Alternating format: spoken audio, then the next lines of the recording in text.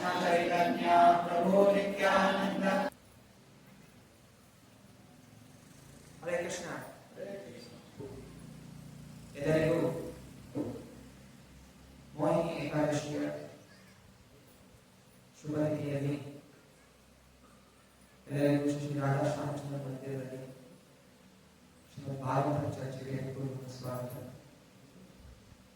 ಇದು ನಾವು ಶ್ರೀಮದ್ ಭಾಗವತದ ದಶಮ ಸ್ಕಂದ ಏಕಾದಶ ಅಧ್ಯಾಯ ಕೃಷ್ಣನ ಬಾಲಲೀಲೆಗಳು ಶ್ಲೋಕ 46ರಿಂದ 52 ತನಕ ಚರ್ಚೆಯನ್ನು ಪ್ರಯತ್ನಿಸುತ್ತಿದ್ದೇವೆ. ಶ್ಲೋಕ 49 ಹೇಳೋಣ. ಕೃಷ್ಣಂ ಮಹಾಪಕಾರಸ್ಥಂ ದೃಷ್ಟ್ವಾ ರಾಮಾದಯೋಪಕಾಃ ಬಹೂವೇಂದ್ರಿಯಾಣೇವ ವಿನಾ ಪ್ರಾಣಂ ವಿಜೇತಸಃ. ಆ ಬೃಹತ್ ಬಕವು ಕೃಷ್ಣನನ್ನು ನುಂಗಿರುವುದನ್ನು ನೋಡುತ್ತದೆ.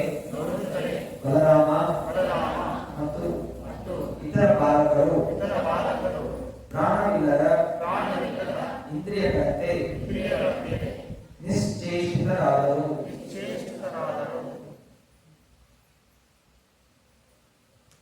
ಕೃಷ್ಣ ಹಾಗೂ ಸಕಲ ಗೋಕುಲ ನಿವಾಸಿಗಳು ವೃಂದಾವನಕ್ಕೆ ಬಂದಿದ್ದಾರೆ.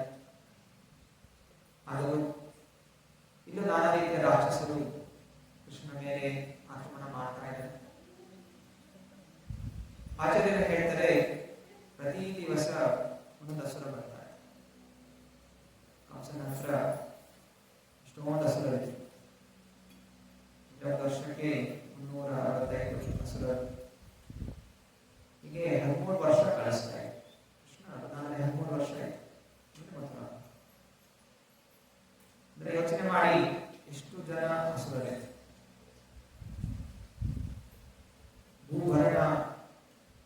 ಭೂಭಾರವನ್ನು ತೆಗೆಲಿಕ್ಕೋಸ್ಕರ ಕೃಷ್ಣ ಬರ್ತಾರೆ. ಭೂಭಾರ ಇಷ್ಟೊಂದಿದೆ.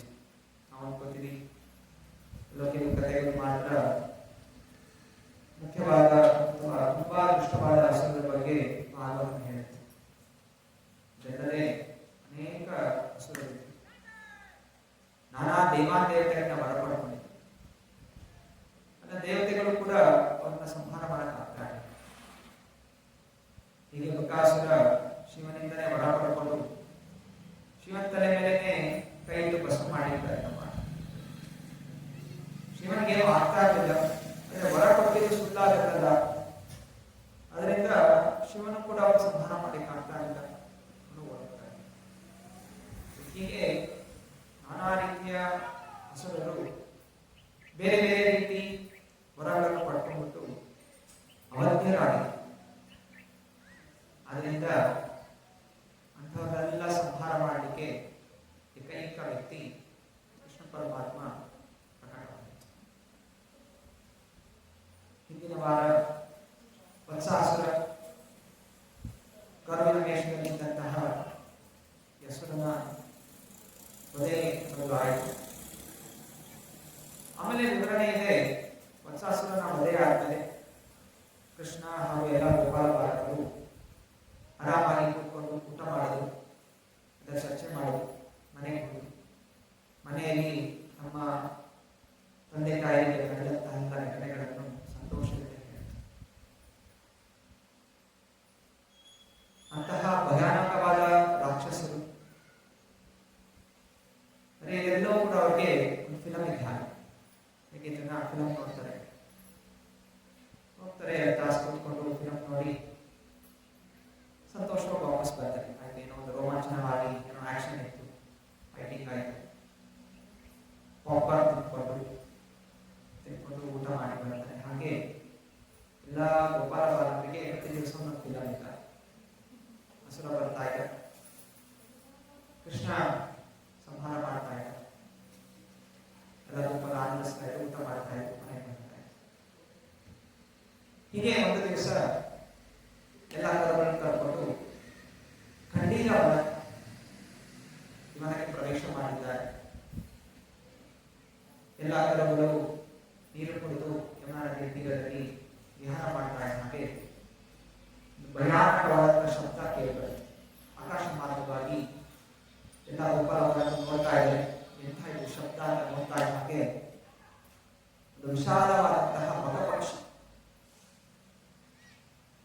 ಬಾತ್ಕೋಳಿ ಹಾಗೆಯೇ, ಆದರೆ ಇದು ಹಸಿರು ನಾಗಿರೋ ಕಾರಣ ತುಂಬಾ ವಿಶಾಲವಾಗಿದೆ. ಒಂದು ದೊಡ್ಡ ಬೆಟ್ಟದ ಎತ್ತರ ಆಕಾರದಲ್ಲಿ ಆ ಬಕ ಪಕ್ಷಿ ಬಣ್ಣ ಶ್ವೇತ ಬಣ್ಣ, ಶುಭ್ರವಾದಂತಹ ಬಣ್ಣ ಪಕ್ಷಿಯ ರೂಪದಲ್ಲಿ ಬರ್ತಾ ಇದೆ. ಸಾಮಾನ್ಯವಾಗಿ ಪಕ್ಷಿಗಳು ನೋಡಲಿಕ್ಕೆ ಆನಂದ ಕೊಡುತ್ತೆ, ಆದರೆ ಇದು ಭಯಂಕರವಾದಂತಹ ಶಬ್ದವನ್ನು ಮಾಡಿಕೊಡುತ್ತಾ ನಾಳೆಯನ್ನು ಹೊರ ಹಾಕುತ್ತಾ ಕೃಷ್ಣನನ್ನು ತಿನ್ನಬೇಕು ಅಂತ ಇದು ಬಂದಿದೆ. ಆಚಾರ್ಯರು ಹೇಳ್ತಾ ಇದ್ದಾರೆ, ಈ ಬಕ ಪಕ್ಷಿ ನಾಲಿಗೆ ತೋರಿಸ್ಕೊಂಡು ಹೇಳ್ತಾ ಇದೆ, ನೋಡು ಈ ನಾಲಿಗೆ ಯಾವತ್ತೂ ಕೂಡ ನಿನ್ನ ನಾಮಸ್ಮರಣೆ ಮಾಡಿಲ್ಲ. ಅದು ಈ ಬಣ್ಣ ನೋಡು, ನಿನ್ನ ಬಣ್ಣ ಶ್ಯಾಮ ಸುಂದರ ಬಣ್ಣ, ನನ್ನ ಬಣ್ಣ ಶ್ವೇತ ಬಣ್ಣ. ನಿನ್ನ ಬಣ್ಣಕ್ಕೆ ವಿರುದ್ಧವಾಗಿದೆ, ಗುಣವೂ ಕೂಡ ನಿಮಗಿಂತ ವಿರುದ್ಧವಾಗಿದೆ. ಅದರಿಂದ ಇಂತಹ ಆಸುರಿ ಗುಣ ಹೊಂದಿಕೊಂಡು ಆಸುರಿ ಭಾವನೆಗಳಿರುವಂತಹ ನಾನು ನಿನ್ನ ಹತ್ರ ನಾಶ ಆಗಲಿಕ್ಕೆ ಬರ್ತಾ ಇದ್ದೀನಿ ಅನ್ನೋ ರೀತಿಯಲ್ಲಿ ಬರ್ತಾ ಇದೆ. ಹೀಗೆ ಬೆಂಕಿ ರಾತ್ರಿ ಅಂತೂ ಬೆಂಕಿ ತರದ ಸಣ್ಣ ಸಣ್ಣ ಹುಳಗಳನ್ನು ಮಾಡ್ಕೊಂತಾರೆ. ನೋಡಲಿಕ್ಕೆ ಏನೋ ಬೆಂಕಿನ ಆರಿಸ್ಲಿಕ್ಕೆ ಹೋಗೋದು ಅನಿಸುತ್ತೆ, ಅದೇ ಹುಳಗಳು ಹೋಗಿ ಬೆಂಕಿಯಲ್ಲಿ ಸುಟ್ಟು ಭಸ್ಮ. ಹಾಗೆ ಈ ನಾನಾ ಅಸುರರು, ಈ ಬಕಾಸುರ ಮಾಡ್ಕೊಂಡು ಬರ್ತಾ ಇದ್ದಾರೆ. ಆಚಾರ್ಯರು ಹೇಳ್ತಾರೆ, ಈ ಅಸುರ ಬುದ್ಧಿ ಭಗವಂತನೇ ತಿನ್ನಬೇಕು ಅಂತ ಬರ್ತಾರೆ. ಯಾವಾಗ ವ್ಯಕ್ತಿ ಏನನ್ನು ಭಗವಂತನಿಗೆ ಸಮರ್ಪಣೆ ಮಾಡದೆ ಎಲ್ಲವೂ ನನಗೋಸ್ಕರ ಇದೆ, ನನ್ನ ತೃಪ್ತಿಗೋಸ್ಕರ ಇದೆ, ಆನಂದಕ್ಕೋಸ್ಕರ ಇದೆ ಅಂತ ತಿನ್ನಲಿಕ್ಕೆ ಶುರು ಮಾಡ್ತಾನೆ, ಕಾಲಕ್ರಮೇಣ ಹೀಗೆ ಬಕಾಸುರನ ಹಾಗೆ ಭಗವಂತನೇ ತಿನ್ನಲಿಕ್ಕೆ ಹೋಗ್ತಾರೆ. ಭಕ್ತಿ ಶಾಸ್ತ್ರರು ಕಥೆಗಳು ಹೇಳ್ತಾರೆ, ಹೇಗೆ ಕೆಲವೊಬ್ಬ ವ್ಯಕ್ತಿಗಳು ಬ್ರಾಹ್ಮಣರಾಗಿದ್ರೂ ಕೂಡ ಬ್ರಾಹ್ಮಣ ಗುಣಗಳನ್ನು ಹೊಂದದೆ, ತಮ್ಮ ಇಂದ್ರಿಯಗಳ ಮೇಲೆ ನಿಯಂತ್ರಣ ಇಲ್ಲದೆ, ಯಾರಾದರೂ ಒಳ್ಳೆಯ ಪದಾರ್ಥಗಳು ನೈವೇದ್ಯಕ್ಕೆ ತಂದಾಗ ಬಾಗಿಲು ಹಾಕಿಬಿಟ್ಟು ಒಳಗಡೆನೆ ಗರ್ಭೋಡಿ ಒಳಗಡೆನೆ ಎಲ್ಲ ನೈವೇದ್ಯವನ್ನು ತಿನ್ನಲಿಕ್ಕೆ ಶುರು ಮಾಡ್ತಾರೆ. ಇನ್ನು ಬಾದಾಮ್ ಕೆಲವೊಮ್ಮೆ ಅದಕ್ಕೆ ಗಟ್ಟಿ ಅದರ ಹೊರಗಡೆ ಇರುತ್ತೆ, ಅದನ್ನ ಮುಡಿಬೇಕು ಅಂತ ಹೇಳಿ ಶಾಲಿಗ್ರಾಮವನ್ನೇ ತಗೊಂಡು ಅದನ್ನು ಹೊರತು ಚೂರು ಮಾಡಿ ಶುರು ಮಾಡಿ. ಶಾಲಿಗ್ರಾಮ ಸ್ವಯಂ ಭಗವಂತನ ರೂಪ. ಅಂದ್ರೆ ಯಾವಾಗ ವ್ಯಕ್ತಿ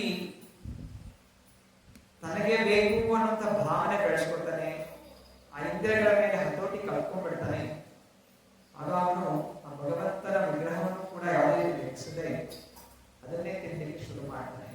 ಹೀಗೆ ಬಕಾಸುರ ನಾನಾ ರೀತಿಯ ಅಷ್ಟ ಕೆಲಸಗಳನ್ನು ಮಾಡ್ತಾ ಭಗವನ ಆಸ್ತಿಯನ್ನು ತಿಂದು ತಿಂದು ತಿಂದು ಈಗ ಭಗವಂತನೇ ನುಗ್ಗಬೇಕು ಅಂತ ಬಂದಿದ್ದ. ಆದ್ದರಿಂದಲೇ ಆಚಾರ್ಯರು ಶಾಸ್ತ್ರಗಳು ನಿಯಮಗಳನ್ನು ಕೊಡುತ್ತೆ. ನಾವು ಹಣ ಸಂಪಾದನೆ ಮಾಡಿರ್ತೀವಿ, ಧಾನ್ಯ ಬೇಳೆಗಳನ್ನು ಖರೀದಿ ಮಾಡಿರ್ತೀವಿ, ನಾವೇ ಅದೇ ಕೂಡ ಮಾಡಿರ್ತೀವಿ.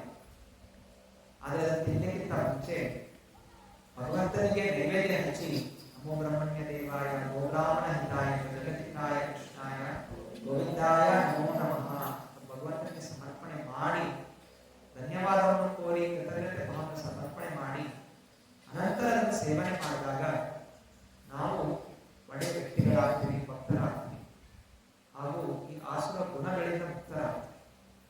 ಇದನ್ನು ಬಿಟ್ಟು ಯಾವಾಗ ನಾನ್ ಮಾಡಿದ್ದು, ನಾನ್ ಸೇವನೆ ಮಾಡ್ತೀನಿ, ಕೃಷ್ಣನ ಕೈವಾಡ ಏನಿದೆ ಅನ್ನುವಂಥ ಭಾವನೆ ಬೆಳೆಸ್ಕೊಳ್ಳುವಂಥವ್ರು ಕ್ರಮೇಣವಾಗಿ ದುಷ್ಟರಾಗ್ತಾರೆ, ನಾಸ್ತಿಕರಾಗ್ತಾರೆ. ಅನಂತರ ತಮ್ಮ ವಿನಾಶಕ್ಕೆ ಅವರೇ ಕಾರಣವಾಗ್ತಾರೆ. ಹೀಗೆ ಬಕಾಸುರ ಬಂದಿದ್ದಾನೆ. ಶ್ರೀಲ ಭಕ್ತಿ ಸಿದ್ಧಾಂತ ಸರಸ್ವತಿ ಠಾಕೂರರು ಬಾಲ್ಯದಲ್ಲಿರಬೇಕಾದ್ರೆ ಒಮ್ಮೆ ಅವರ ತಂದೆ ಭಕ್ತಿನೋಡ್ ಠಾಕೂರರು ಈ ಮಾವಿನ ಹಣ್ಣಿನ ಋತುವಿನಲ್ಲಿ ತುಂಬಾ ಮಾವಿನ ಹಣ್ಣು ತಗೊಂಡ್ಬರ್ತಾರೆ. ಸಣ್ಣ ಬಾಲಕ ವಿಮಲ ಪ್ರಸಾದ್ ಮಾಯನ್ನು ತಗೊಂಡು ತಿಂದು ಬಿಡ್ತಾರೆ. ತಂದೆ ತುಂಬಾ ಸೂಕ್ಷ್ಮವಾಗಿ ಕೇಳ್ತಾರೆ, ಹೇ ಮಗನೇ, ಹೊಸದಾಗಿ ಮನೆಗೆ ತಂದಿದ್ವಿ, ಭಗವಂತನ ನೈವೇದ್ಯ ಹಚ್ಚದೆ ತಿಂದಿದ್ಯಲ್ಲ. ಇಷ್ಟೇ ಈ ಸೂಕ್ಷ್ಮವಾದ ಮಾತು ಆ ವಿಮಲ ಪ್ರಸಾದ್ ಮನಸ್ಸಿಗೆ ತುಂಬಾ ಆಳವಾಗಬಹುದು. ಹೌದು, ಭಗವಂತನ ನೈವೇದ್ಯ ಹಚ್ಚದೆ ನಾನು ತಿಂದಿದ್ದೀನಲ್ಲ ಅಂತ ಹೇಳಿ ಆ ಕ್ಷಣವೇ ಪ್ರತಿಜ್ಞೆ ಮಾಡ್ತಾನೆ, ನನ್ನ ಜೀವನ ಪರ್ಯಂತ ಮಾವಿನ ಹಣ್ಣು ತಿನ್ನೋದಿಲ್ಲ. ಹೀಗೆ ಅಂತಹ ವ್ಯಕ್ತಿ ಅದನ್ನ ಗೊತ್ತಿರದೆ ಮಾಡಿದಂತಹ ಬಾಲ್ಯ ಅವಸ್ಥೆಯಿಂದ ತಪ್ಪಗೂ ಕೂಡ ಅವರು ಆ ತಪಸ್ಯ ವ್ರತವನ್ನು ಮಾಡ್ತಾರೆ. ಮುಂದೆ ಭಕ್ತಿ ಸಾಂಸ್ಕೃತಿಕ ಸೊ ಬಾಲ್ಯದಲ್ಲಿಯೇ ಶ್ರೇಷ್ಠವಾದ ವ್ಯಕ್ತಿಗಳ ಗುಣ ಕಂಡು ಬರುತ್ತೆ. ಅದರಿಂದ ಇಂತಹ ಗುಣಗಳನ್ನು ನಾವು ಬೆಳೆಸ್ಕೋಬೇಕು ಹಾಗೂ ಮಕ್ಕಳಲ್ಲಿ ಇಂತಹ ಗುಣಗಳನ್ನು ಬೆಳೆಸಲಿಕ್ಕೆ ಅವಕಾಶವನ್ನು ಕೊಡಬೇಕು. ತಪಸ್ಯ, ಬ್ರಹ್ಮಚರ್ಯ, ಸತ್ಯ, ನಿಷ್ಠೆ, ಪ್ರಾಮಾಣಿಕತೆ ಈ ಗುಣಗಳು ಉದ್ಭವವಾದಾಗ ಆ ವ್ಯಕ್ತಿ ಒಂದು ದೃಢವಾದಂತಹ ಪ್ರಜೆ ಆಗ್ತಾನೆ, ಸತ್ಪ್ರಜೆ ಆಗ್ತಾನೆ. ಯಾವಾಗ ಇಂತಹ ತಪಸ್ಯ ಭಾವನೆಗಳಿಂದ ಕೇವಲ ವಿದ್ಯಾಭ್ಯಾಸ, ಕೇವಲ ಸ್ಕೂಲು ಕಾಲೇಜು ಕೃತಕ ಜ್ಞಾನಗಳೇ ಜೀವನದ ಅಳವಡಿಸ್ಕೊತೀವಿ, ವ್ಯಕ್ತಿ ಮುಂದೆ ಹೋಗ್ತಾ ಇದ್ದಾನೆ, ಜೀವನದಲ್ಲಿ ತುಂಬಾ ಸಡಿಲನಾಗ್ತಾನೆ, ಮಾನಸಿಕ ಸಂತುಲನವನ್ನು ಕಳ್ಕೊತಾನೆ ಹಾಗೂ ನಾನಾ ರೀತಿಯ ದುಷ್ಟಕ್ರಿಯೆಗಳಿಗೆ ಒಳಗಾಗ್ತಾನೆ. ತನಗೂ ಹಾನಿಕಾರ ಉಂಟು ಮಾಡ್ತಾನೆ, ಸಮಾಜಕ್ಕೂ ಕೂಡ ಹಾನಿಕಾರ ಉಂಟು ಮಾಡ್ತಾನೆ. ಅದರಿಂದ ಬಾಲ್ಯದಲ್ಲಿಯೇ ಮಕ್ಕಳಿಗೆ ಕಷ್ಟ ತಪಸ್ಯವನ್ನು ಕೊಡಬೇಕು.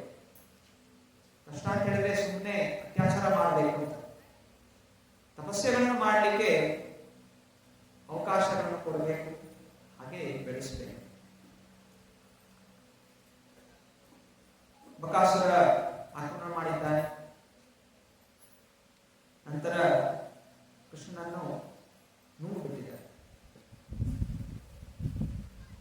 ಬಲರಾಮ ಹಾಗೂ ಇತರ ಬಾಲಕರು ಆ ಕ್ಷಣದಲ್ಲಿ ಮೂರ್ಛೆ ಹೋಗಿದ್ದಾರೆ. ಕೃಷ್ಣ ನುಂಗ್ಬಿಟ್ಟನಲ್ಲ. ಬಲರಾಮ ಸ್ವಯಂ ಕೃಷ್ಣನ ವಿಸ್ತರಣೆ. ಆದರೂ ಕೂಡ ಇಲ್ಲಿ ಅಪ್ರೀತಿಯ ಭಾವನೆಯಿಂದ ಕೃಷ್ಣ ಮೂರ್ಛಿತನಾದ ಎಂದು ಶುಕದೇವ ಗೋಸ್ವಾಮಿ ವರ್ಣಿಸ್ತಾ ಇದ್ದಾರೆ. ಗರ್ಗ ಸಂಹಿತೆಯಲ್ಲಿ ಇದನ್ನು ಮುಂದುವರಿಸ್ತಾ ಹೋಗ್ತಾರೆ. ಇದನ್ನು ನೋಡ್ತಾ ಇದ್ದ ಹಾಗೆ ಆಕಾಶ ಮಾರ್ಗವಾಗಿ ನಾನಾ ದೇವಾದೇವತೆಗಳು ಕೂಡ ಇದನ್ನು ಗಮನಿಸ್ತಾ ಇದ್ದಾರೆ.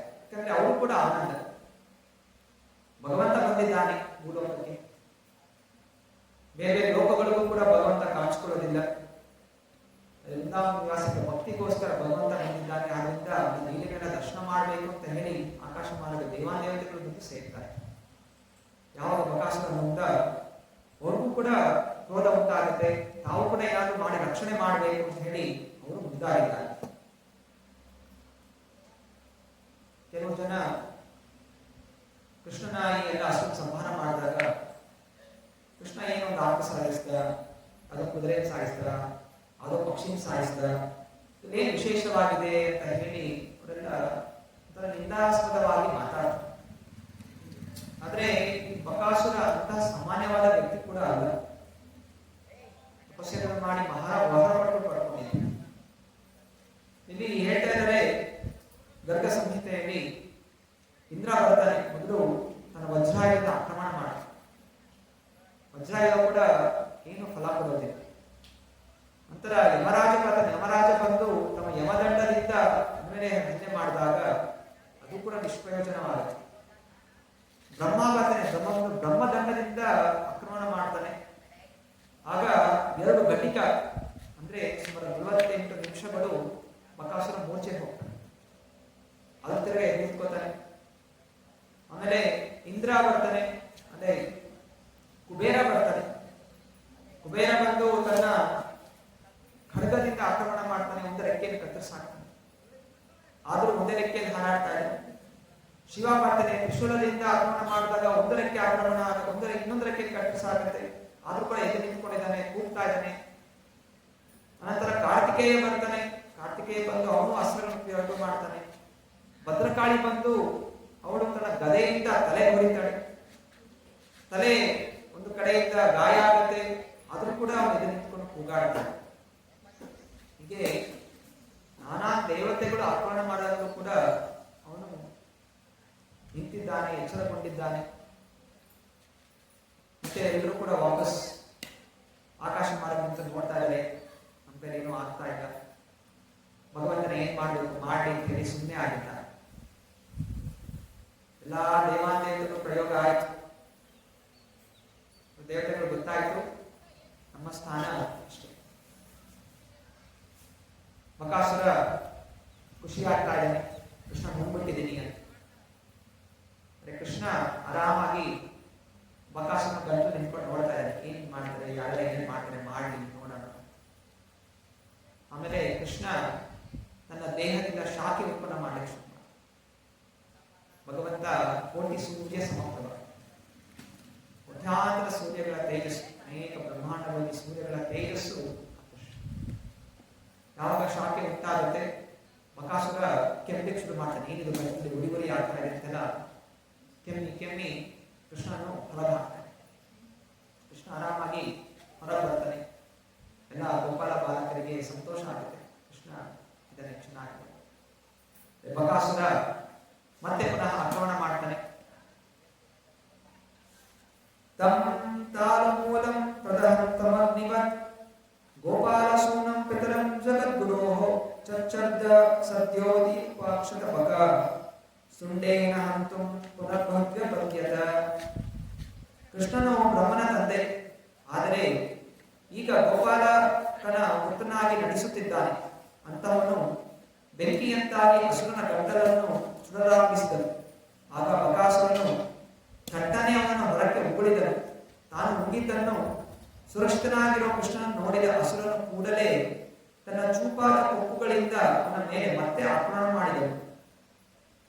ತಮಾಪತಸಂಸ ನಿಗ್ರಹ ತುಂಡಯೋ ದೋರ್ಧಾಂಬಕಂ ಕಂಸ ಸುಖಂ ಸತಾಪತಿಃ ಪಶ್ಯತ್ಸು ಬಾಲೇಷು ದದಾರ ಲೀಲಯ ಮುದಾವಹೋ ವೀರಣವತ್ ದಿವೌಕಸಾಂ. ಕಂಸನ ಸ್ನೇಹಿತನಾದ ಬಕಾಸುರನು ತನ್ನ ಮೇಲೆ ಆಕ್ರಮಣ ಮಾಡಲು ಪ್ರಯತ್ನಿಸುತ್ತಿರುವುದನ್ನು ವೈಷ್ಣವನ ಪ್ರಮುಖನಾದ ಕೃಷ್ಣ ನೋಡಿದನು. ಆಗ ಅವನು ತನ್ನ ಎರಡೂ ಕೈಗಳಿಂದ ಅಸುರನ ಕೊಕ್ಕುಗಳ ಒಂದೊಂದು ಭಾಗವನ್ನು ಹಿಡಿದುಕೊಂಡನು. ಗೋಪ ಬಾಲರು ನೋಡುತ್ತಿದ್ದಂತೆಯೇ ಮಗುವೊಂದು ವೀರನ ಹುಲಿನ ದಳವನ್ನು ಸೀಳುವಂತೆ ಲೀಲಾಚಾರವಾಗಿ ಬಕಾಸುರನನ್ನು ಎರಡು ಗೋಳಾಗಿ ಸೀಳಿದರು. ಹೀಗೆ ಕೃಷ್ಣ ಅಸುರ ಸಂಹಾರ ಮಾಡಿ ಸ್ವರ್ಗದಲ್ಲಿರುವ ದೇವತೆಗಳನ್ನು ಬಹಳವಾಗಿ ಸಂತೋಷಪಡಿಸಿದನು. ಹೀಗೆ ಸಣ್ಣ ಮಕ್ಕಳು ಕುಳಿತವರು ಚೂರು ಮಾಡ್ತಾರೆ. ಹಾಗೆ ಕೃಷ್ಣ ಬಕಾಸುರನ ಕೊಕ್ಕುಗಳನ್ನು ಹಿಡಿದು ಎರಡು ಸೀರೆಗಳ ಮಾಡಿ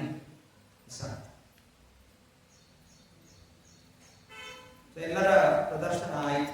ದೇವತೆಗಳ ಪ್ರದರ್ಶನ, ಶಕ್ತಿ ಪ್ರದರ್ಶನ ಆದಮೇಲೆ ಕೃಷ್ಣನ ಪ್ರದರ್ಶನ ತುಂಬಾ ಸುಲಭವಾಗಿ ಅದನ್ನು ಸೇರಿ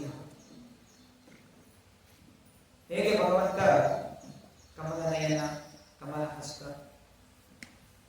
ನೀಲಮೇಘ ಶ್ಯಾಮ, ಎಷ್ಟು ಕೋಟ್ಯಾಂತರ ಚಂದ್ರರ ಹಾಗೆ ತಂಪು ಕೊಡುವಂತಹ, ಆದರೆ ಭಕ್ತರಿಗೆ ಅವನು ವಿನಾಶಕಾರಿ. ಏ ಯಥಾಮ ಪ್ರಪದ್ಯಂತೆ ತಾಂ ಸತೈವ ಭಜಾಮ್ಯಹಂ. ಭಗವಂತನಿಗೆ ಶರಣಾಗುವಂಥವರು, ಭಕ್ತಿಯಿಂದ ಆರಾಧನೆ ಮಾಡುವಂಥವರು, ವಿನಮ್ರ ಭಾವನೆ ಇರುವಂಥವರಿಗೆ ಭಗವಂತ ಅಷ್ಟೇ ವಿನಮ್ರತೆಯಿಂದ ಕೋಮಲವಾಗಿ ಅವರಿಗೆ ಆಶೀರ್ವದಿಸ್ತಾನೆ, ಮೋಕ್ಷವನ್ನು ಪ್ರದಾನ ಮಾಡ್ತಾನೆ. ಯಾರು ದುಷ್ಟ ಭಾವನೆ, ದುಷ್ಟ ಚಿಂತನೆಗಳು, ಶಾಸ್ತ್ರಗಳಿಗೆ ವಿರುದ್ಧವಾಗಿ ನಡೆಯುವಂಥವರು, ಅಹಂಕಾರದಿಂದ ಮೆರೆಯುವಂಥವರು, ಇವರಿಗೆಲ್ಲ ಭಗವಂತ ವಿನಾಶವನ್ನೇ ಕೊಡ್ತಾನೆ. ಬಕಾಸುರನ ದೇಹದಿಂದ ಒಂದು ಜ್ಯೋತಿ ಉತ್ಪನ್ನ ಆಗುತ್ತೆ. ಸೀದಾ ಕೃಷ್ಣ ದೇಹವನ್ನು ಪ್ರವೇಶ ಮಾಡುತ್ತೆ.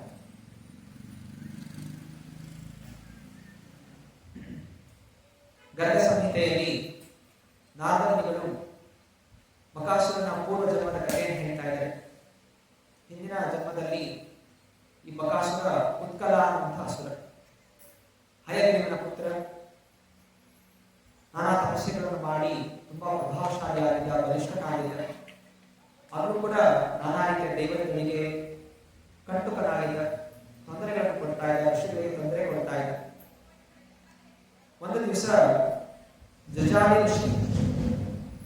ಋಷಿಗಳ ಆಶ್ರಮದಲ್ಲಿ ಕೂತ್ಕೊಂಡು ಕೆರೆಯಲ್ಲಿರುವ ಮೀನು ತಗೊಂಡು ತಿಂತಾ ಇದ್ದ. ಜಜಾಲಿ ಋಷಿಗಳು ಅನ್ನ ವಿರೋಧಿಸ್ತಾರೆ, ಎಚ್ಚರಗೊಳಿಸ್ತಾರೆ. ಇದು ಆಶ್ರಮ, ಇದು ತಪಸ್ಸೆ ಮಾಡುವಂತಹ ಜಾಗ, ಯಜ್ಞಗಳು ಮಾಡುವಂತಹ ಜಾಗ, ಇದನ್ನು ಮಾಂಸ ಭಕ್ಷಣೆ ಮಾಡಬಾರದು. ಅದು ಕೂಡ ತನ್ನ ಶಕ್ತಿಯಲ್ಲಿ ಅಹಂಕಾರದಂತಹ ಉತ್ಕಲ ಆ ಮೀನನ್ನು ತಿನ್ನಲಿಕ್ಕೆ ಶುರು ಮಾಡ್ತಾರೆ, ಮುಂದುವರಿಸ್ತಾರೆ. ಆಗ ಜಜಾಲಿ ಶಾಪ ಹಾಕ್ತಾರೆ. ಎಷ್ಟು ಎಚ್ಚರಗೊಳಿಸಿದ್ರು ಕೂಡ ನಿನಗೆ ಮೀನು ತಿನ್ನಬೇಕು ಅಂತ ಆಸಕ್ತಿ ಇರೋ ಕಾರಣ ನೀನು ಬಕಪಕ್ಷಿಯಾಗಿ ಹೋಗು ಅಂತ ಹೇಳಿ ಶಾಪ ಹಾಕ್ತಾರೆ. ಅಂತಹ ಬಲಿಷ್ಠವಾದಂತಹ ದೇಹ ಈಗ ಬಕಪಕ್ಷಿಯಾಗಿ ಪರಿವರ್ತನೆ ಕೊಡುತ್ತೆ.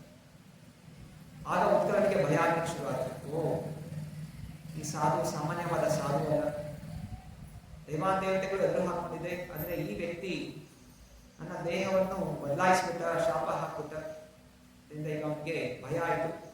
ನನ್ನ ರೂಪ ಪಕ್ಷಿಯ ಹಾಗೆ ಆಗಿದೆ ಅಂತ ಹೇಳಿ ಕ್ಷಮಾಪಣೆ ಕೇಳಕ್ಕೆ ಶುರು ಮಾಡ್ತಾನೆ. ಶಾಸ್ತ್ರಗಳಿಂದ ನಿಯಮಗಳನ್ನು ಹೇಳಕ್ಕೆ ಶುರು ಮಾಡ್ತಾನೆ. ಹೇಗೆ ಸಾಧುಗಳು ಮಹಾ ವೈಷ್ಣವರು ಕಲ್ಪವೃಕ್ಷದ ಹಾಗೆ ಕೃಪೆ ಇರುವಂತಹವರು, ದಯವಿಟ್ಟು ಕ್ಷಮಿಸಿ, ಸಾಧು ಸಂಘ ಸರ್ವಶಾಸ್ತ್ರದ ಹೇ, ನವಮಾತ್ರ ಸಾಧು ಸಂಘ ಸರ್ವಸಿದ್ಧಿ ಹೊಯ್. ಸಾಧುಗಳ ಸಂಘ ಮಾಡೋದ್ರಿಂದ, ಒಂದು ಕ್ಷಣ ಕೂಡ ಸಂಘ ಮಾಡೋದ್ರಿಂದ ಉದ್ಧಾರ ಆಗ್ತಾರೆ ಅಂತ ಕೇಳಿದ್ದೆ.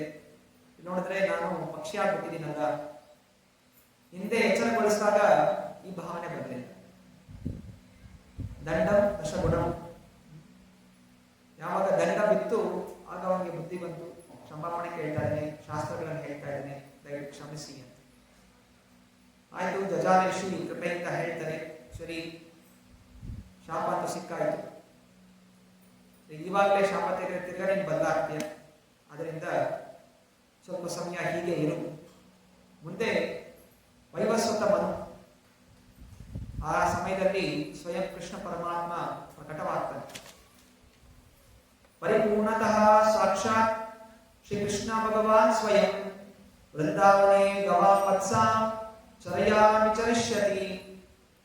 ಸ್ವಯಂ ಜಗದೊಡೆಯ ಕೃಷ್ಣ ಪರಮಾತ್ಮ ವೃಂದಾವನೆ ಪ್ರಕಟವಾಗ್ತಾನೆ, ಆಕಳುಗಳನ್ನು ಕರ್ಕೊಂಡು ಬರ್ತಾನೆ. ಆಗ ನಿನ್ನ ಮೋಕ್ಷ ಅವನ ಕೈಯಿಂದ ಆಗುತ್ತೆ ಅಂತ ಹೇಳಿ ಯಾವುದೋ ಯುಗದಲ್ಲಿ ನಡೆದಂತಹ ಘಟನೆ. ಆ ಸಮಯದಿಂದ ಈ ಉತ್ಕಲ ಪಕ್ಷಿಯಾಗಿ ಎಷ್ಟೋ ಯುಗಗಳು ನಾನಾ ರೀತಿಯ ತೊಂದರೆಗಳನ್ನು ಮಾಡ್ತಾ ದೈತ್ಯ ರೂಪದಲ್ಲಿ ಇದ್ದಂತಹ ವ್ಯಕ್ತಿಯನ್ನು ಕೃಷ್ಣ ಪರಮಾತ್ಮ ಆ ದೇಹದಿಂದ ಮುಕ್ತಿ ಕೊಡ್ತಾರೆ. ಆದರೆ ಅವರು ಪಡೆದಂತಹ ಮೋಕ್ಷ ಕೈವಲ್ಯ ಮುಕ್ತಿ, ವೈಕುಂಠ ಲೋಕ ಪ್ರವೇಶ ಮಾಡಲಿಲ್ಲ, ಬದಲಾಗಿ ಬ್ರಹ್ಮಜ್ಯೋತಿಯಲ್ಲಿ ಲೀನವಾದ ನಂತರ ಯಾರೆಲ್ಲ ಬ್ರಹ್ಮಜ್ಯೋತಿ ಲೀನವಾಗ್ತಾರೆ, ಈಗ ಬ್ರಹ್ಮಜ್ಯೋತಿಯಿಂದ ಕೆಳಗೆ ಬೀಳ್ತಾರೆ. ಈಗ ತಪಸ್ಯ ಮಾಡಿ ಯಾವಾಗ ಕೃಷ್ಣನ ಶುದ್ಧ ಭಕ್ತಿಯನ್ನು ಆಚರಣೆ ಮಾಡ್ತಾರೆ, ಅವರು ವೈಕುಂಠ ಲೋಕವನ್ನು ಪ್ರವೇಶ ಮಾಡ್ತಾರೆ. ವೈಕುಂಠ ಲೋಕ ಪ್ರವೇಶ ಮಾಡಬೇಕು ಅಂತ ಹೇಳಿದ್ರೆ ನಿಸ್ವಾರ್ಥ ನಿಷ್ಕಾಮವಾದ ಭಕ್ತಿ ಅನ್ನೋದು ನಾವು ಬೆಳೆಸ್ಕೋಬೇಕು. ಶ್ರೀಲ ಭಕ್ತಿ ವಿನೋದ್ ಠಾಕೂರರು ಚೈತನ್ಯ ಶಿಕ್ಷಾಮೃತದಲ್ಲಿ ಈ ಬಕಾಸುರನ ಈ ಸಂಹಾರದಲ್ಲಿ ಒಂದು ಅನರ್ಥ ಅನ್ನೋದು ಅಡಗಿದೆ. ಅನರ್ಥ ಅಂತ ಹೇಳಿದ್ರೆ ಒಂದು ಜೀವನದಲ್ಲಿರುವಂತಹ ಕೆಟ್ಟ ಗುಣ. ಈ ಕೆಟ್ಟ ಗುಣಗಳು ಇರೋ ತನಕ ವ್ಯಕ್ತಿ ಮತ್ತೆ ಮತ್ತೆ ಸಂಸಾರದಲ್ಲಿ ಹುಟ್ಟು ಸಾಲ ಚಕ್ರದಲ್ಲಿ ಸಿಕ್ಕಾಕೋತಾರೆ.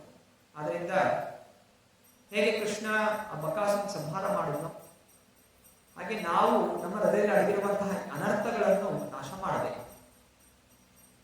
ಅನೇಕ ಅಸುರರು ಯಾರು ಕೃಷ್ಣನಿಂದ ಸಂಹಾರರಾದರು ಅವರೆಲ್ಲರೂ ಕೂಡ ಒಂದು ಅನರ್ಥವನ್ನು ಸೂಚಿಸ್ತಾರೆ.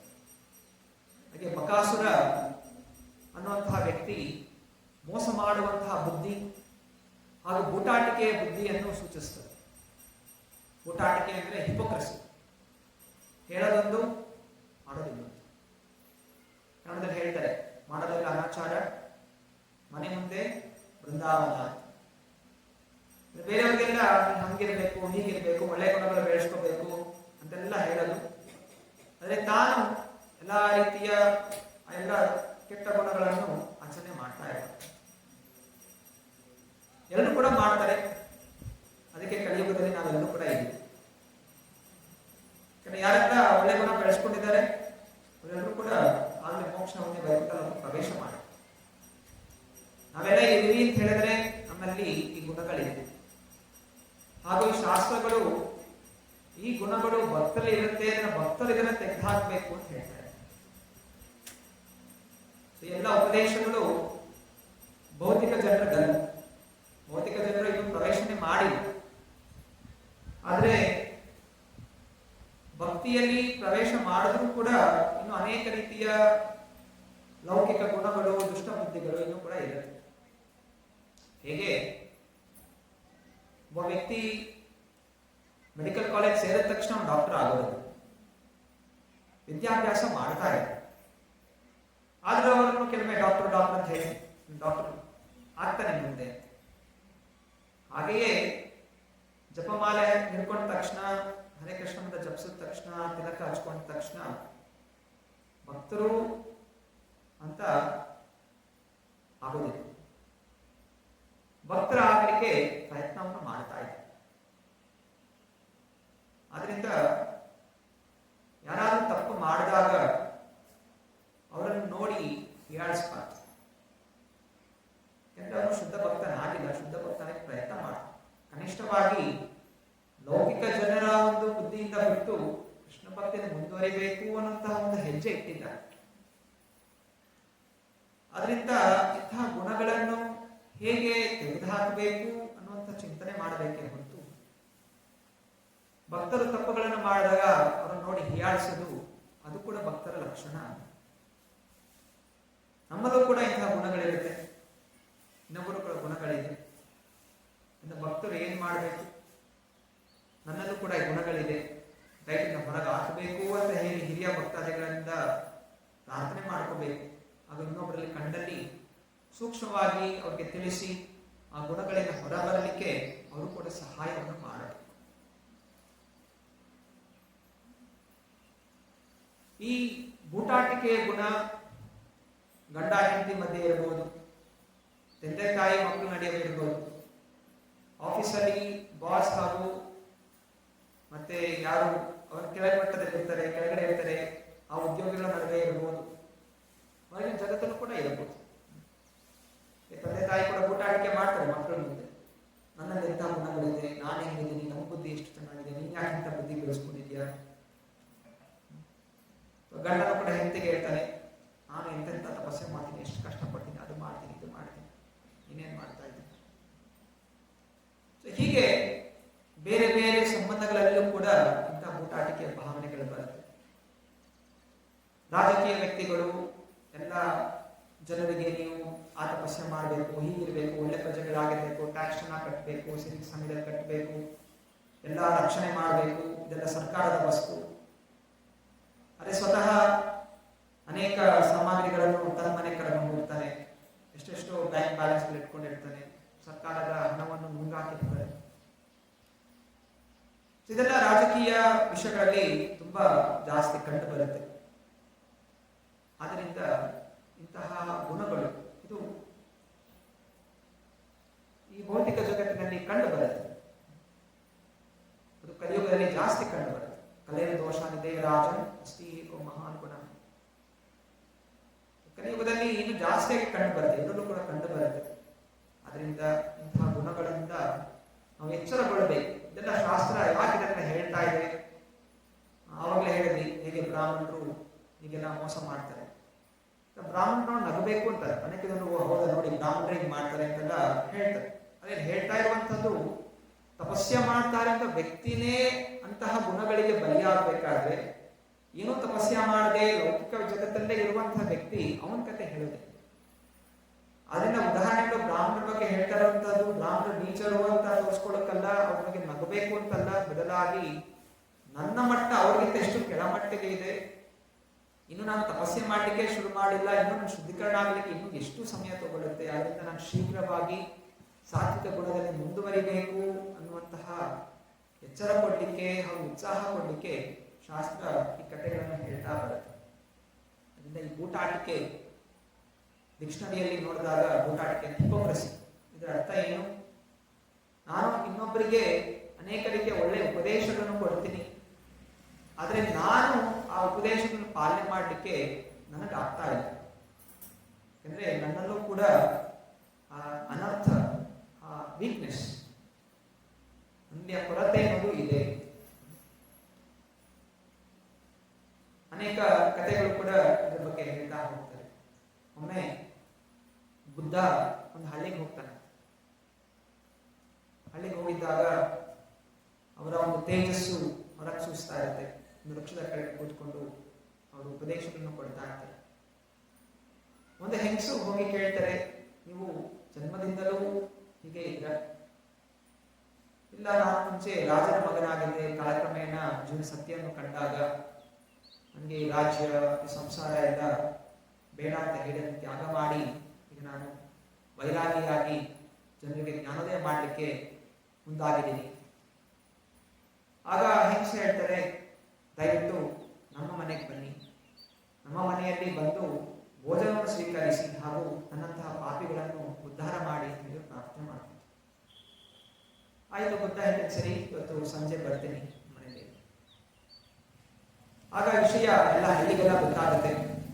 ಬುದ್ಧ ಈ ಹೆಂಗಸಿನ ಮನೆಗೆ ಹೋಗ್ತಾ ಇದ್ದಾರೆ. ಅವಾಗ ಅನೇಕ ಹಳ್ಳಿ ಜನ, ಗಂಡಸರೆಲ್ಲ ಬರ್ತಾರೆ, ಹಳ್ಳಿಯ ಮುಖ್ಯಸ್ಥ ಬರ್ತಾರೆ. ಬುದ್ಧನಿಗೆ ಹೇಳ್ತಾನೆ, ನೋಡಿ, ಆ ಹೆಂಗಸಿನ ಗುಣ ಒಳ್ಳೆಯದಲ್ಲ, ತುಂಬಾ ಕೆಟ್ಟ ಸ್ವಭಾವದವಳು, ಮನೆಗೆ ಹೋಗಬಾರದು ಅಂತ ಹೇಳ್ತಾರೆ. ಬುದ್ಧ ಸ್ವಲ್ಪ ಸುಮ್ಮನೆ ಇರ್ತಾನೆ.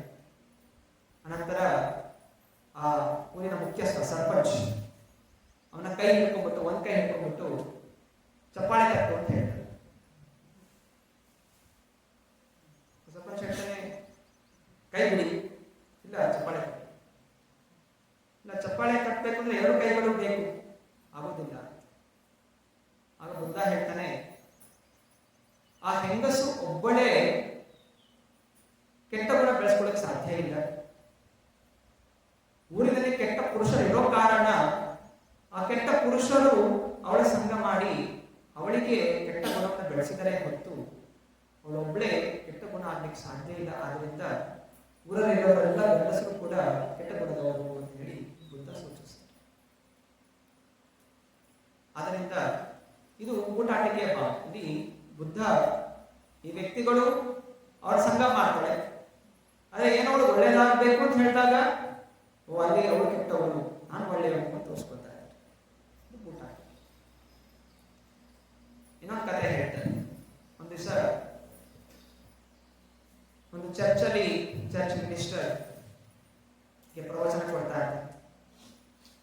ಪ್ರವಚನ ಕೊಟ್ಟಾದ್ಮೇಲೆ ಹೇಳ್ತಾರೆ, ಬರೋ ವಾರ ನಾವು ಸುಳ್ಳು ಅನ್ನೋಂಥ ಗುಣದ ಬಗ್ಗೆ ನಾವು ಚರ್ಚೆ ಮಾಡ್ತೀವಿ. ಸುಳ್ಳು, ಮೋಸಗಾರರ ಬಗ್ಗೆ. ಅಂದರೆ ದಯವಿಟ್ಟು ನೀವೆಲ್ಲರೂ ಕೂಡ ಈ ಗ್ರಂಥದ 17ನೇ ಅಧ್ಯಾಯ ಚೆನ್ನಾಗಿ ಓದ್ಕೊಂಬನ್ನಿ ಅಂತ ಹೇಳ್ತಾರೆ. ಎಲ್ಲರೂ ಇರೋರೆಲ್ಲ ಆಯ್ತು ಓದ್ಕೊಂಡ್ಬರ್ತೀನಿ. ಬರೋವಾರ ಪ್ರವಚನ ಶುರು ಮಾಡಲಿಕ್ಕಿಂತ ಮುಂಚೆ ಯಾರೆಲ್ಲ ಕಳೆದ ವಾರ ಹೇಳಿದಾಗೆ 17ನೇ ಅಧ್ಯಾಯ ಓದ್ಕೊಂಡ್ ಬಂದಿದ್ದೀರಾ ಅಂತ ಕೇಳ್ತಾರೆ. ಅವು ಎಲ್ಲರೂ ಕೂಡ ಕೇಳ್ತಾರೆ, ನಾವೆಲ್ಲ ಓದ್ಕೊಂಡ್ ಬಂದಿದ್ದೀವಿ. ಆವಾಗ ಕೃಷ್ಣ ಹೇಳ್ತಾನೆ, ಈ ಗ್ರಂಥದಲ್ಲಿ 17ನೇ ಅಧ್ಯಾಯನೇ ಇಲ್ಲ. ಒಟ್ಟಲ್ಲಿ ಅಷ್ಟೂ ಜನ ಏನಾಗಿದ್ದಾರೆ, ಊಟಾಟಿಕೆ ಮಾಡಿದ್ದಾರೆ. ಇನ್ನೊಮ್ಮೆ ಒಂದು ಊರಲ್ಲಿ ಗಣಪತಿ ದೊಡ್ಡ ಮಂದಿರ ಸ್ಥಾಪನೆ ಮಾಡಿರ್ತಾರೆ. ಹಾಗೂ ಪೂಜಾರಿ ಹೇಳ್ತಾನೆ, ಗಣೇಶ ಚತುರ್ಥಿ ಇದೆ, ನಾವೆಲ್ಲರೂ ಕೂಡ ಕ್ಷೀರ ಅಭಿಷೇಕ ಮಾಡೋಣ, ಹಾಲಿನ ಅಭಿಷೇಕ ಮಾಡಬೇಕು ಗಣಪತಿ, ದಯವಿಟ್ಟು ತಾವೆಲ್ಲರೂ ಕೂಡ ಸಹಕರಿಸಿ, ಊರಿನ ಜನ ಎಲ್ಲ ಸಹಕರಿಸಬೇಕು. ಅಲ್ಲಿ ಮುಂಚೆ ಹಳ್ಳಿಗಳೆಲ್ಲ ಹೆಂಗಸನ್ನು ದೊಡ್ಡ ಒಂದು ಕುಂಡ ಮಾಡ್ತಾ ಇದ್ದಾರೆ. ಕುಂಡದಲ್ಲಿ ಏನೆಲ್ಲ ಪದಾರ್ಥಗಳು ಬೇಕು ಅದೆಲ್ಲ ಹಾಕ್ತಾರೆ. ಅದಕ್ಕೆ ಪೂಜಾರಿ ಹೇಳ್ತಿದ್ದಾರೆ, ತಾವೆಲ್ಲರೂ ಕೂಡ ನಿಮ್ಮ ಮನೆಗಳಿಂದ ಹಾಲನ್ನು ತಂದು ಈ ಕುಂಡಕ್ಕೆ ಹಾಕಿರಿ, ಚತುರ್ಥಿ ದಿವಸ ನಾವು ಕ್ಷೀರಾಭಿಷೇಕ ಮಾಡೋಣ. ಎಲ್ಲ ಜನರು ಯೋಚನೆ ಮಾಡ್ತಾರೆ, ಹಾಲು ಖರ್ಚು ಜಾಸ್ತಿ, ಹೆಂಗಿದ್ರು ಯಾರು ತಂದಿರ್ತಾರೆ ಹಾಲು, ನಾನು ಸುಮ್ಮನೆ ಹೋಗಿ ನೀರು ಸುರಿದ್ಬಿಟ್ಟು ಬರ್ತೀನಿ ಅಂತ ಹೇಳಿ ಎಲ್ಲ ಜನರು ಹಾಗೆ ಯೋಚನೆ ಮಾಡ್ತಾರೆ. ಸೊ ಎಲ್ಲರೂ ಏನ್ ಮಾಡ್ತಾರೆ, ಎಲ್ಲ ಒಂದೊಂದು ಕೂಡ ನೀರು ತಗೊಂಡ್ಬರ್ತಾರೆ. ರಾತ್ರಿ ಸಮಯದಲ್ಲಿ ಬರ್ತಾರೆ, ಕಾಣಿಸ್ಕೋಬಾರ್ದು ಅಂತ. ರಾತ್ರಿ ಸಮಯದಲ್ಲಿ ಬಂದು ಮುಂದೆ ನೀರು ಹಾಕ್ಬಿಟ್ಟು ಭುಜರಿಗೆ ನಾವು ಹಾಕಿದೀವಿ ಹಾಗೆ ಅಂತೇಳಿ ಎಲ್ಲ ಹೋಗ್ತಾರೆ.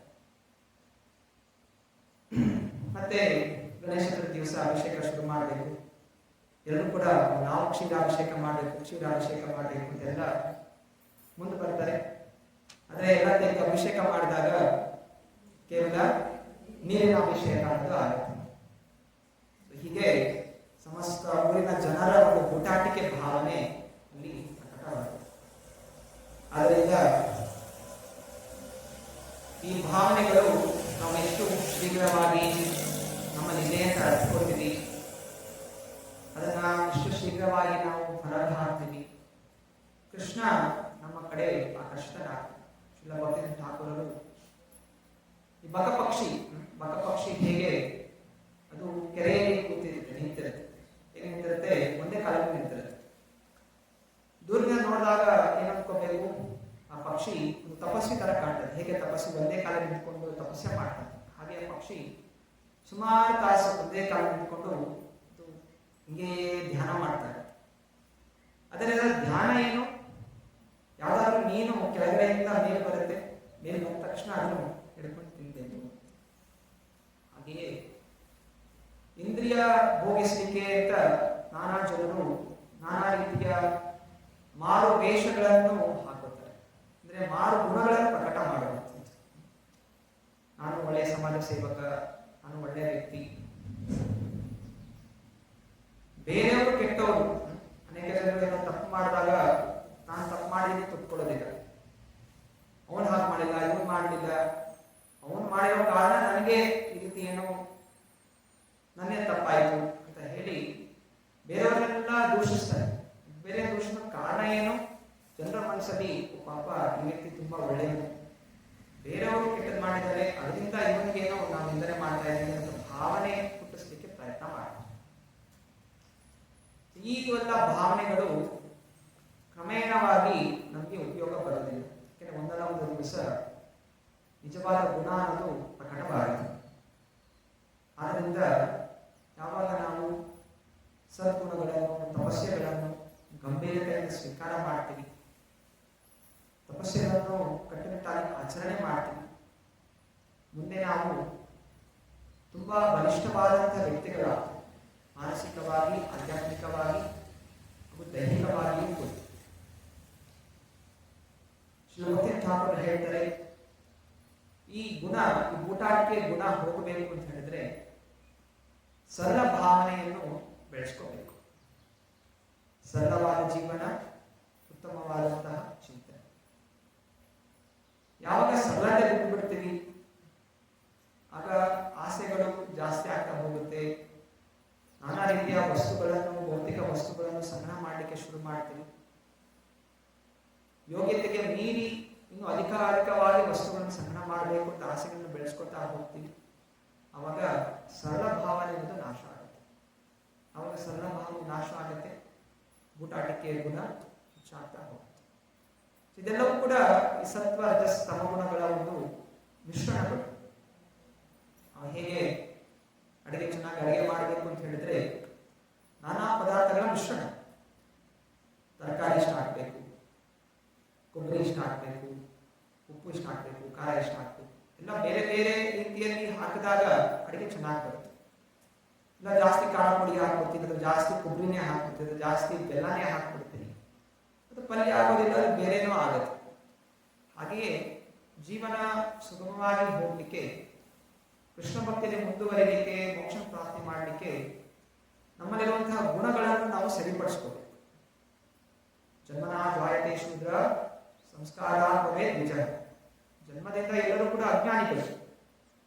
ಯಾಗ ಸರಿಯಾದಂತಹ ಗುಣಗಳನ್ನು, ಸರಿಯಾದಂತಹ ಭಾವನೆಗಳನ್ನು, ಸರಿಯಾದ ಚಟುವಟಿಕೆಗಳನ್ನು ನಾವು ಬೆಳೆಸ್ಕೊತಾ ಹೋಗ್ತೀವಿ. ಆಗ ನಾವು ಉತ್ತಮವಾದಂತಹ ವ್ಯಕ್ತಿಗಳಾಗ್ತೀವಿ. ಚೈತನ್ಯ ಮಹಾಪ್ರಭುಗಳು ಸಕಲರಿಗೆ ಕೊಟ್ಟಿರುವ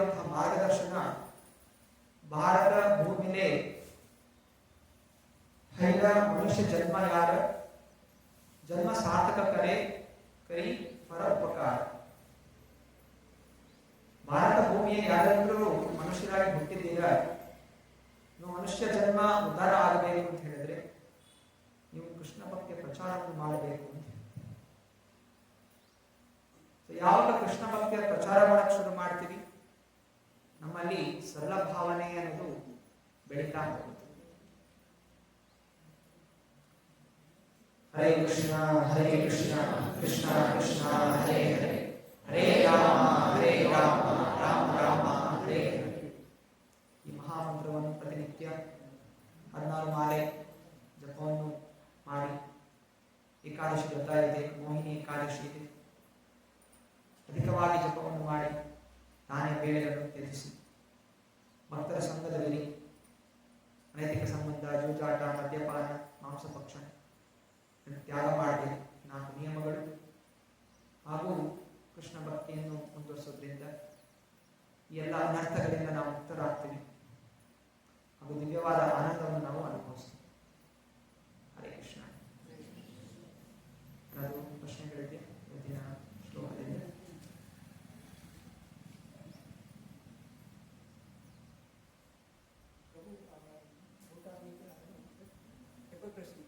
ಡೆಮೋಕ್ರಸಿ ಓದಬೇಕಾದ್ರೆ ನಾವು ಸಿಂಪ್ಲಿಸಿಟಿ ಬೆಳೆಸ್ಕೋಬೇಕಂತ ಹೇಳಿದ್ವಿ. ಸಿಂಪ್ಲಿಸಿಟಿ ಒಂದು ಲಕ್ಷಣಗಳು ಯಾವ ರೀತಿ ಇರ್ತದೆ ಅಂದರೆ ಅದನ್ನು ಪಾಲನೆ ಹೆಂಗೆ ನಾವು ಮಾಡ್ಕೋಬೇಕು? ಸಿಂಪ್ಲಿಸಿಟಿ ಸರಳತೆ ಅನ್ನುವಂಥ ಭಾವನೆ, ಸರಳತೆ ಎಲ್ಲದರಲ್ಲೂ ಕೂಡ ಭಗವದ್ಗೀತೆಯಲ್ಲಿ ಕೃಷ್ಣ ಪರಮಾತ್ಮ ಹೇಳಿರುವ ಹಾಗೆ ಯುಕ್ತ ಆಹಾರ, ಯುಕ್ತ ವಿಹಾರ, ಯುಕ್ತ ಕರ್ಮಸ್ಯ ಚೇತಸು, ಯುಕ್ತ ಸ್ವಪ್ನಾವಬೋಧಸ್ಯ ಯೋಗಭವತಿ ದುಃಖಃ. ಆಹಾರ, ಸರಳವಾದಂಥ ಆಹಾರ. ಸರಳವಾದ ಆಹಾರ ಅಂತ ಹೇಳಿದ್ರೆ ಭಗವಂತನಿಗೆ ನೈವೇದ್ಯ ಹಂಚಿ ತಿನ್ನುವುದು. ಸರಳವಾದ ಆಹಾರ ಅಂತ ಹೇಳಿದ್ರೆ ನೀವು ಸಪ್ಪೆ ತಿನ್ನಬೇಕು ಅಥವಾ ಏನು ತರಕಾರಿಗಳು ತಿಂದೆ ಕೇವಲ ಅನ್ನ ಮಜ್ಜಿಗೆ ತಿನ್ನಬೇಕು ಅಥವಾ ದಿನಕ್ಕೆ 1 ಬಾರಿ ತಿನ್ನಬೇಕು ಅಂತ. ಸರಳವಾದ ಆಹಾರ ಅಂತ ಹೇಳಿದ್ರೆ ನಿಮ್ಮ ಆರೋಗ್ಯ ಚೆನ್ನಾಗಿರಲಿಕ್ಕೆ ಯಾವ ಪದಾರ್ಥಗಳು ಬೇಕು ಅದನ್ನು ಭಗವಂತನಿಗೆ ಚೆನ್ನಾಗಿ ಅಡುಗೆ ಮಾಡಿ ನೈವೇದ್ಯ ಹಂಚಿ ಪ್ರೀತಿಯಿಂದ ಸಮರ್ಪಣೆ ಮಾಡಿ ಸೇವನೆ ಮಾಡಿ. ಯಾವಾಗ ಪದಾರ್ಥಗಳು ಅನಾರೋಗ್ಯವಾದಂತಹದ್ದು ಸೇವನೆ ಮಾಡ್ತೀವಿ ಅಂದರೆ ಹೋಟೆಲ್ಗಳಲ್ಲಿ ಹೋಗಿ ತಿನ್ನುವಂಥದ್ದು, ದಾರಿ ಬಂಡಿಗಳಲ್ಲಿ ತಿನ್ನುವಂಥದ್ದು, ಶುಭ್ರವಾದಂತಹ ಜಾಗಗಳಲ್ಲಿ, ಅಕಾಲಿಕವಾದ ಸಮಯಗಳಲ್ಲಿ ಕೇವಲ ನಾಲಿಗೆ ರುಚಿಗೋಸ್ಕರ ತಿನ್ನುವಂಥದ್ದು, ಇದೆಲ್ಲವೂ ಕೂಡ ನಮ್ಮ ದೈಹಿಕ ಹಾಗೂ ಮಾನಸಿಕ ಹಾಗೂ ಆಧ್ಯಾತ್ಮಿಕ ಚಿಂತನೆಯ ಮೇಲೆ ಪ್ರಭಾವವನ್ನು ಬೀರುತ್ತೆ. ಸರಳತೆ ಭಕ್ತಿನಾಥ್ ಠಾಕೂರರು ನಮ್ಮ ಒಂದು ಹಾಡಿನಲ್ಲಿ ಭಗವಂತನಿಗೆ 5 ರುಚಿಕರವಾದಂತಹ ಪದಾರ್ಥಗಳ ಬಗ್ಗೆ ಹೇಳ್ತಾರೆ. ಎಲ್ಲ ರೀತಿಯ ನವರಸಗಳಿರುತ್ತೆ, ಸಿಹಿ, ಖಾರ, ಹುಳಿ, ಕಹಿ ಹಾಗೂ ಪಂಚವಿಧ ತಿನ್ನುವಂಥದ್ದು, ಅಗಿಯುವಂಥದ್ದು, ಕುಡಿಯುವಂಥದ್ದು, ನೆಕ್ಕುವಂಥದ್ದು, ಈ ರೀತಿ ನಾನಾ ರೀತಿಯ ಪದಾರ್ಥಗಳು. ಇದೆಲ್ಲವೂ ಕೂಡ ನಮ್ಮ ದೇಹಕ್ಕೆ ಬೇಕಾಗಿರುವಂಥದ್ದು. ಹೇಗೆ ಒಂದು ಗಾಡಿ ಚಲಿಸಬೇಕು ಅಂತ ಹೇಳಿದ್ರೆ ಒಂದು ಅದರ ಶುಚೀಕರಣ ಮಾಡಬೇಕು, ಎರಡನೇದು ಅದಕ್ಕೆ ಪೆಟ್ರೋಲ್ ಡೀಸೆಲ್ ಹಾಕಬೇಕು, ಇದಲ್ಲದೆ ಇದರಲ್ಲಿ ಚೈನ್ಗಳಿರುತ್ತೆ, ಇದರಲ್ಲಿ ಬೇರಿಗಳಿರುತ್ತೆ, ಅದಕ್ಕೆ ಗ್ರೀಸ್ ಹಾಕಬೇಕು, ಮತ್ತೆ ಅದು ಚೆನ್ನಾಗಿ ಹೊಳಪಳಿಕೆ ಪಾಲಿಶ್ ಹಚ್ಚಬೇಕು. ಒಂದೇ ಗಾಡಿಗೆ ನಾನಾ ರೀತಿಯ ಸಾಮಗ್ರಿಗಳನ್ನು ಹಾಕಿ, ಹಾಗೆಯೇ ಈ ದೇಹವನ್ನು ಮಿಷನ್ ಇದ್ದಾನೆ. ಕೇವಲ ಸಿಹಿ ತಿಂದ್ರೇ ಆಗೋದಿಲ್ಲ, ಕೇವಲ ಖಾರ ತಿಂದ್ರೆ ಆಗೋದಿಲ್ಲ, ಕೇವಲ ಕಹಿ ತಿಂದ್ಕೊಂಡಿದ್ದಂತ ಆಗೋದಿಲ್ಲ. ಅದರಿಂದ ನವರಸಗಳು ಶುಭ್ರವಾಗಿ ಅದನ್ನು ಮನೆಯಲ್ಲಿ ಮಾಡಿ ಪದಾರ್ಥಗಳನ್ನು ಮಾಡಿ ಅಡುಗೆ ಮಾಡಿ ನೈವೇದ್ಯ ಹಚ್ಚಿ ತಿನ್ನುವಂಥದ್ದು ಆಹಾರ.